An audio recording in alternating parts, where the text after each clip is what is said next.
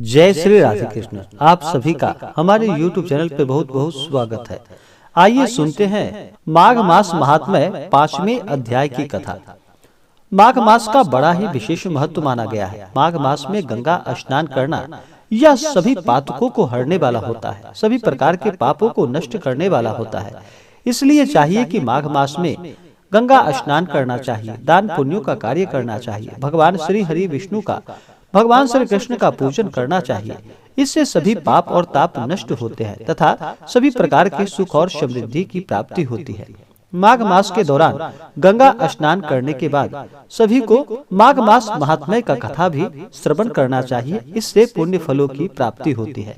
तो आइए सुनते हैं माघ मास महात्म्य 5वें अध्याय की कथा। तो बोलिए प्रेम से भगवान श्री हरि विष्णु की जय, माता लक्ष्मी की जय, भगवान श्री कृष्ण की जय। दत्तात्रेय जी कहते हैं कि हे राजा, एक प्राचीन इतिहास कहता हूँ। रघुवंश में ऋषिका नामक एक ब्राह्मणी थी, जो कि बाल्यकाल में ही विधवा हो गई थी।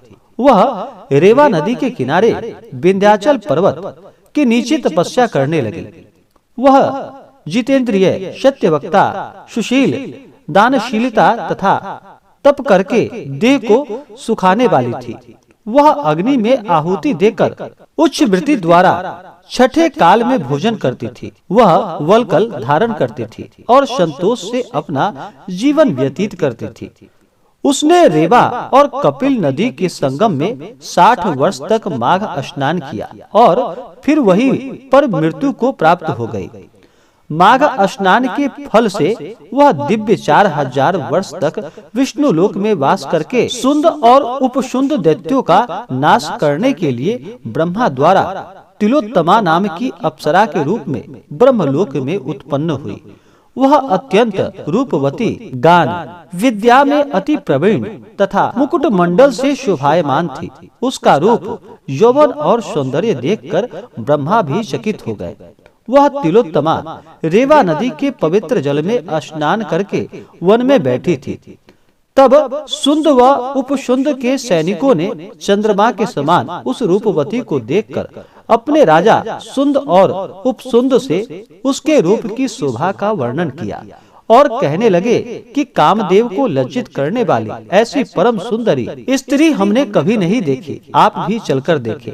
तब वह दोनों मदिरा के पात्र रखकर वहां पर आए, जहां पर वह सुंदरी बैठी हुई थी, और मदिरा के पान विह्वल होकर काम क्रीड़ा से पीड़ित हुए और दोनों ही आपस में उस स्त्री रत्न को प्राप्त करने के लिए विवादग्रस्त हुए और फिर आपस में युद्ध करते हुए वहीं समाप्त हो गए। उन दोनों को मरा हुआ देखकर उनके सैनिकों ने बड़ा कोलाहल मचाया और तब तिलोत्तमा काल रात्रि के समान उनको पर्वत से गिराती हुई 10 दिशाओं को प्रकाशमान करती हुई आकाश में चली गई और देव कार्य सिद्ध करके ब्रह्मा के सामने आई।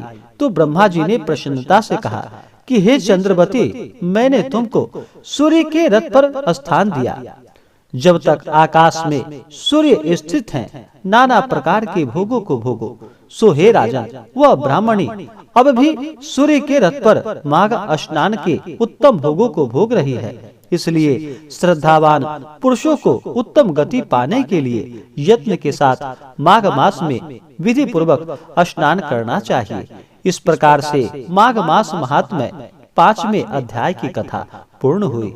तो बोलिए प्रेम से भगवान श्री कृष्ण की जय, भगवान विष्णु की जय, माता लक्ष्मी की जय। इसी प्रकार से आगे की कथा को श्रवण करने के लिए हमारे चैनल पे अगर आप नए हो तो हमारे चैनल को लाल बटन दबा करके सब्सक्राइब करें, साथ में बेल आइकन घंटी को दबाएं ताकि मेरी वीडियो का नोटिफिकेशन आपको समय से मिलता रहे।